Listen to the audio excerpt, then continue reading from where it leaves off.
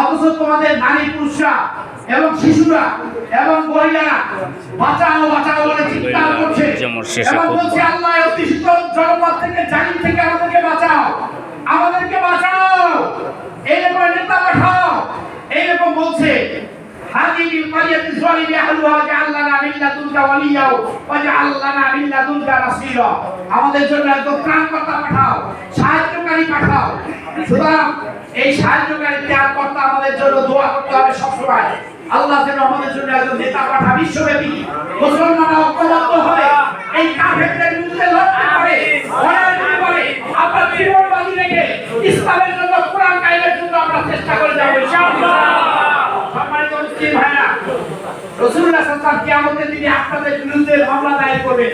ওয়াকালা রাসূল বলবেন কোরআনে আয়াত ফুরকানের 30টা আয়াত, ইয়া রাব্বি ইন্না কওমি ইত্তাখাযু হাযাল কুরআনা মাহজুরা। হে আল্লাহ, এই জাতিরা ইন্না কওমি ইত্তাখাযু হাযাল কুরআন, এরা এই কোরআনকে পরিত্যক্ত করে রেখেছিল, আজকে তাদেরকে ধরে। রাসূল যদি আপনাদের বিরুদ্ধে কি হয়? বাদী হয়, আপনারা যদি আসামি হন, তাহলে এর থেকে দুর্ভাগ্যজনক কিছু থাকবে। সুতরাং আসুন, ওয়াতাসিমু বিহাবিল্লাহি জামিআ ওয়া লা তাফাররাকু, ঐক্যবদ্ধ হই। ঐক্যবদ্ধর নামে ঐক্যবদ্ধ হয়ে বদরের উহুদের যুদ্ধে গেছে, সেখান থেকে মুনাফিকরা আবার কি করছে বলেন তো? ফিরে আসে। এই রকমের ইতিহাস এই দেশে আছে না নাই? ঐক্যবদ্ধ হয়ে তারা গেছে, তারপর সেখান থেকে পিছ থেকে চাকু মেরে তারা চলে গেছে। সুতরাং এই মুনাফিকদের থেকে সাবধানে আপনারা থাকবেন। আমরা দোয়া করবো, আল্লাহ আমাদের পিতামাতাকে আপনি মাফ করে দেন, আল্লাহ আমাদের দাদা দাদিকে মাফ করে দেন, আমাদের নানা নানিকে মাফ করে দেন, শাশুড়িকে মাফ করে দেন, শাশুড়ি, দাদি, শ্বশুর, দাদা শ্বশুর, নানা শ্বশুর, নানি শাশুড়ি সকলকে আপনি মাফ করে দেন। আত্মীয় স্বজন, বন্ধু বান্ধব তাদেরকে আপনি মাফ করে দেন।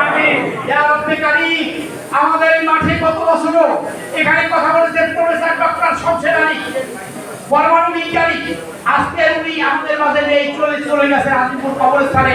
ওনাকে আমার নিজ হাতে দাফন করে আসলাম।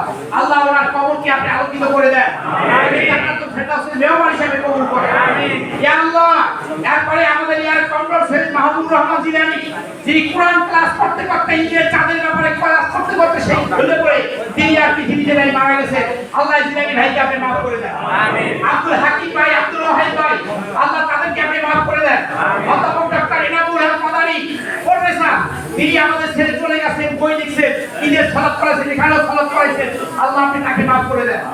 ইঞ্জিনিয়ার আব্দুল কাইয়ুম ভাই, মেজর মীর হোসেন, এই পশুরাম ফেনী, উনি এই রমজান মাসে মারা গেছে। আল্লাহ এই মেজর মীর হোসেন ভাইকে আপনি মাফ করে দেন। আব্দুল মতিন নন্দীপাড়া, যে মসজিদে আমি খুতবা দিয়ে থাকি, সেই মসজিদের মুতাল্লি গত বছর ছিলেন, সেই 4 মাস আগে তিনি মারা গেছে।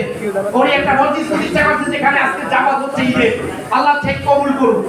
সম্মানিত মুসলিম ভাইরা, আমাদের মাঝে আরো যারা নাই, আমাদের মাওলানা মোজাম্মেল হক সাপাই নবাব বলছেন, উনি আমাদের প্রোগ্রামে সাপাই থেকে আসতেন টাকা খরচ করে, উনি আজকে পৃথিবীতে নাই, আল্লাহ মাফ করে দেন। এরকম নাম অজানা যারা আছে সেই ভাইদেরকে আপনি মাফ করে দেন, আমাদের সকল অভাব দূর করে দেন, আমাদের সমস্ত বালা মুসিবত দূর করে দেন, আমাদেরকে নেকের পথে রাখেন, শয়তানের ওয়াসওয়াসা কুমন্ত্রণা থেকে হেফাজত করেন, আমাদের পরিবার, ছেলে মেয়ে, স্ত্রী, পরিবার পরিজনকে ইসলামের জন্য কবুল করেন, শয়তানের ওয়াসওয়াসা কুমন্ত্রণা থেকে আপনি হেফাজত করেন। এই জাতির উপর আপনি কল্যাণ